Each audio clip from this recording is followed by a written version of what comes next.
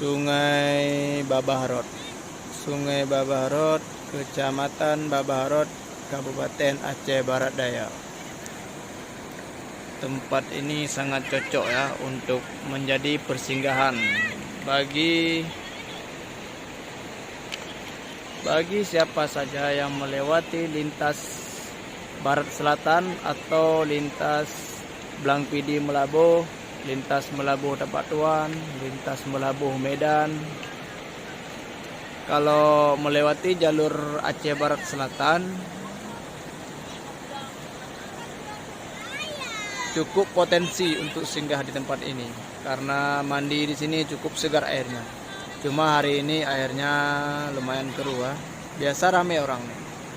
Ini karena airnya keruh, jadi jadi tidak ramai orang yang singgah kemari. Ini hari ini ada yang makan-makan juga, ada yang mandi-mandi juga di atas sana, ada orang jualan juga. Ini lokasi pas di jembatan Panjang Babahrot ya.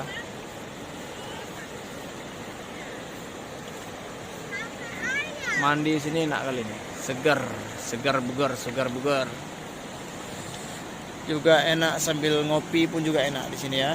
Ada dijual kopi hitam juga, ada pop mie juga. Tempatnya sejuk, adem, damai dan tentram.